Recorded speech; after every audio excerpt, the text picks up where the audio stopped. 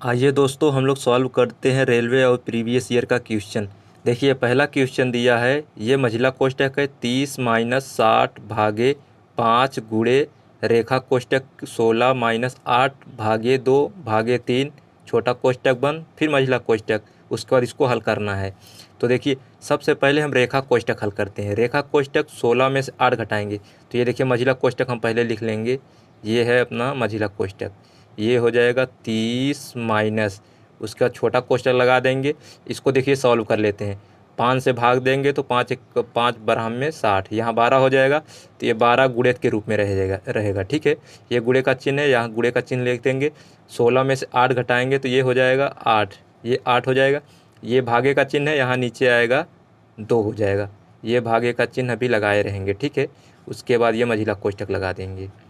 हो गया। अब देखिए, 2 से भाग देंगे तो 2 छंग 12, ये हो गया।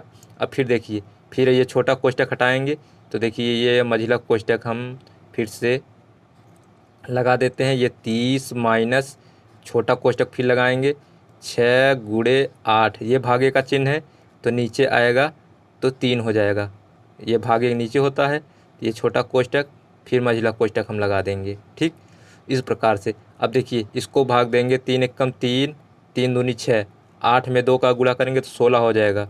तो ये महिला कोष्टक लगा लेंगे तो 30 माइनस 8 दूनी 16, ये हो गया। उसका फिर महिला कोष्टक लगा देंगे। देखिए, 30 में 16 घटाएंगे तो हो जाएगा 14, 14 यही आपका उत्तर है। इस तरीके से आप लोग क्वेश्चन को अच्छे से सॉल्व करेंगे। इसमें सही उत्तर आपका है ऑप्शन नंबर डी। ठीक है, आइए हम लोग देखते हैं नेक्स्ट क्वेश्चन। देखिए दोस्तों, ये क्वेश्चन दिया है, कह रहा है कि ए अकेले किसी काम को 8 दिन में पूरा कर सकता है, जबकि बी को इस काम को पूरा करने में 12 दिन लगते हैं। दोनों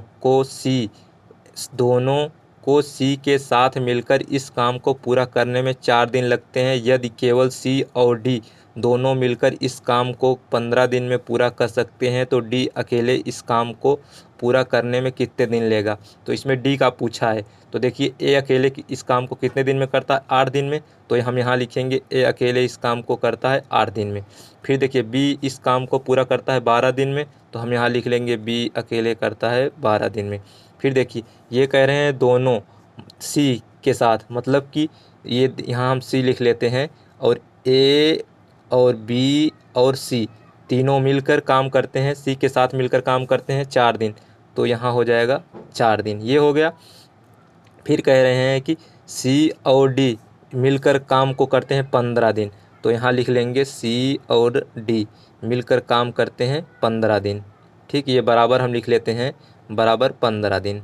ठीक, ये 8, 12, 4 और 15 इनका एलसीएम लेंगे। इनका एलसीएम हो जाएगा आपका 120। हम निकाले हैं, आप लोग निकाल लीजिएगा। इसका एलसीएम हो जाएगा 120।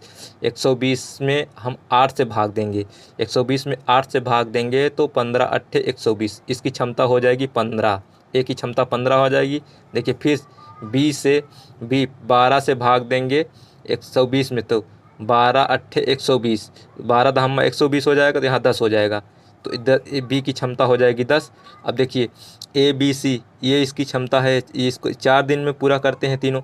तो इसकी क्षमता ये देखिए 120 काम करना है तो ये इसको 4 से भाग देंगे 120 में तो 30 बार जाएगा। तो यहाँ हो जाएगा 30। ठीक, अब देखिए, सी और डी जो 15 दिन में करते हैं तो 15 से भाग देंगे 120 में तो ये 8 बार में जाएगा। ठीक है, अब देखिए, सी का तो कुछ मालूम नहीं हो रहा है। तो देखिए, हम देखिए आपको बताते हैं, ए की क्षमता है 15 और बी की क्षमता है 10। 15 और 10 जोड़ेंगे कितना हो जाएगा 25, और तीनों मिलकर 30 की क्षमता से काम करते हैं। तो देखिए, ए और बी ये जोड़ देंगे तो 25, 25 इधर आएगा तो घट जाएगा। 30 में 25 घटेगा, क्षमता आ जाएगी, सी की क्षमता हो जाएगी 5। सी की क्षमता हो जाएगी 5। 5 से अगर भाग देंगे तो 5 से भाग देंगे तो ये हो जाएगा 24 दिन। तो सी की 24 दिन में काम करता है। ठीक है, ये निकल जाएगा सी का। अब देखिए, इसमें कह रहे हैं कि ए बी सी मतलब सी और डी, मतलब हमसे पूछा है डी अकेले इस काम को कितना दिन में करता है। तो अगर हमको सी का मालूम हो जाए क्षमता तो डी का मालूम हो जाएगा। तो देखिए, यहाँ पे सी की क्षमता कितनी है 5, ये निकाले हैं, सी की क्षमता 5 आ गई है। तो 5 है तो देखिए ये 8 कुल टोटल सी और डी दोनों मिलकर 8 की क्षमता से काम कर रहे हैं। अगर सी की क्षमता अगर निकाल देंगे 5, तो डी की क्षमता कितनी हो जाएगी 3। 3 की क्षमता से काम करेंगे तो 3x बराबर मान लेते हैं 120। तो डी का पूछा है कितने दिन में करेंगे, 3 के भाग देंगे तो 3 चौक 12, x बराबर हो जाएगा 40। डी की क्षमता डी जो है कितने दिन में काम करेगा, 40 दिन में। 40 दिन में ऑप्शन नंबर बी सही है। ठीक है, इस तरीके से आप लोग क्वेश्चन को सॉल्व करेंगे। देखिए क्योंकि ये देखिए सी की क्षमता यहाँ 5 है, 5 यहाँ लिख देंगे, उसके बाद 8 में से 5 घटाएंगे 3, तो डी की क्षमता 3 आ जाएगी। डी की क्षमता 3 आ गई तो डी का मान पूछा था, डी अकेले इस काम को कितने दिन में करेगा, डी बराबर 120 कर देंगे। उसके बाद एक्स का मान आ जाएगा, एक्स मान लेते हैं यहाँ पे 120, इसको भाग दे देंगे 30 40, ये उत्तर हो जाएगा। आइए अब देखते हैं नेक्स्ट क्वेश्चन। देखिए अगला क्वेश्चन कह रहा है कि निम्नलिखित समांतर श्रेणी का पहला ऋणात्मक पद क्या है। तो देखिए यहाँ पे हम हम सूत्र पढ़े हैं, Tn बराबर होता है a plus n minus 1 into D, ये सूत्र होता है। तो देखिए a यहाँ दिया है, देखिए a बराबर क्या दिया है, a बराबर दिया है 129, ये हो जाएगा। यहाँ सर्वांतर निकालने के लिए सर्वांतर को d से लिखते हैं, तो दूसरा पद में पहला पद घटा देते हैं, तो 120 में से 129 घटा देंगे तो बराबर -9, सर्वांतर हो जाएगा -9। ठीक है, तो देखिए तो हमें निकालना है ऋण पद का, श्रेणी का पहला पद ज्ञात करना है, ऋणात्मक मतलब किसमें से 15वां पद है कि 14वां पद है, 16वां पद है, 13वां पद है। तो देखिए हम लोग इसका सूत्र ये होता है, तो इसके बराबर हम देखिए a 129 है, तो एक स्थान पे हम 129 लिख देंगे, प्लस n का मान तो नहीं मालूम है, n का मान तो निकालना है -1, d का मान कितना है -9, तो कोष्टक के बाहर -9 लिखेंगे, इसके बराबर 0 लिख देंगे। ठीक है, अब देखिए इसको सॉल्व करेंगे, 129 प्लस इसका इधर गुणा करेंगे तो माइनस हो जाएगा। ठीक है, -9n हो जाएगा, ये प्लस माइनस का गुणा होगा तो -9n हो जाएगा, ये माइनस माइनस का गुणा करेंगे तो प्लस हो जाएगा 9 बराबर 0, ये हो गया। ये -9n है ना, बराबर कुछ तरफ ले जाएंगे तो 9n प्लस में हो जाएगा, ये हो जाएगा। अब देखिए इसको इस तरफ जोड़ लेते हैं, 9 9 18, 18 के 8 हासिल 1 2 1 3 हो जाएगा, 138 हो जाएगा। तो n बराबर हो जाएगा 138/9, ये हो जाएगा। फिर देखिए 3 से भाग देंगे, 3 त्रिका 9, 3 चौ 12, 3 छंग 18, 46 हो गया। फिर 3 से भाग देंगे, देखिए 3 से भाग देंगे, 3 एकम 3, इसको उधार दिया 16 हो गया, 3 पचे 15, फिर 3 त्रिका 9, 3 त्रिका 9, 15.33 हो जाएगा। ठीक है, तो इसमें पूछा है यनवा पद कितना होगा, यनवा पद 15.3 आ रहा है, अर्थात 16वां उत्तर हो जाएगा, 16 आपका उत्तर हो जाएगा। ठीक है, इस तरीके से क्वेश्चन सॉल्व होगा। आइए अब हम लोग देखते हैं नेक्स्ट क्वेश्चन। देखिए दोस्तों अगला सवाल कह रहा है कि चार्ली और श्रिया की आयु में 6 वर्ष का अंतर है।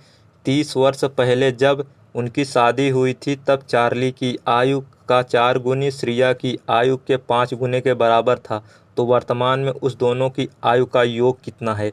तो देखिए चार्ली को हम मान लेते हैं x वर्ष, देखिए हम यहाँ लिख लेते हैं चार्ली की आयु x वर्ष मान लेते हैं, चार्ली को x मान लेते हैं और श्रिया को y मान लेते हैं। ठीक है, इन दोनों का अंतर क्या कह रहा है, 6 है, तो x माइनस वाई बराबर क्या लिख लेंगे, x माइनस वाई बराबर 6, ये हो जाएगा, ये समीकरण नंबर 1 हो जाएगा। ठीक है, कह रहे हैं 30 वर्ष पहले जब उनकी शादी हुई थी तब चार्ली की आयु की कितना माने हैं x, तो यहाँ x माइनस 30 लिख लेंगे। 30 वर्ष पहले, ये जब इनकी शादी हुई थी तो चार्ली की आयु के 4 गुनी, तो इसमें 4 का गुणा कर लेंगे, x माइनस 30 वर्ष पहले शादी हुई थी तो इनके 4 गुनी थी।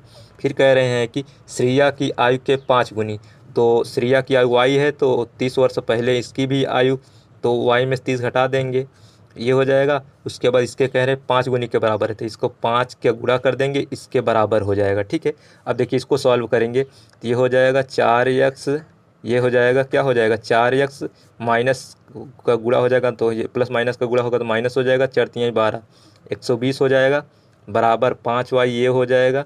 इधर 5 का इधर अंदर गुणा करेंगे तो 5 3 15, 150 हो जाएगा। ठीक है, अब देखिए ये इधर आएगा तो ये 4x हो जाएगा, इधर 4x सही है, बराबर कुछ तरफ ले जाएंगे, इसको बराबर किस तरफ ले आएंगे तो -5y हो जाएगा, बराबर -150, ये प्लस हो जाएगा, उधर जाएगा तो 120 हो जाएगा। ठीक है, तो ये 4x माइनस 5y बराबर -150 में से +120 घटाएंगे तो हो जाएगा -30। ये समीकरण नंबर 2 हो गया। समीकरण नंबर 2 है, तो अब समीकरण 2 और समीकरण 1 को सॉल्व करेंगे। समीकरण और 2 और समीकरण 1 को सॉल्व करने के लिए हम क्या करेंगे, 5 का समीकरण 1 में गुणा कर देंगे। तो समीकरण 1 में गुणा करेंगे तो ये हो जाएगा 5x - 5y हो जाएगा, 5 छंग 30 हो जाएगा, बराबर कुछ तरफ 30 हो जाएगा। ये समीकरण नंबर 1 है।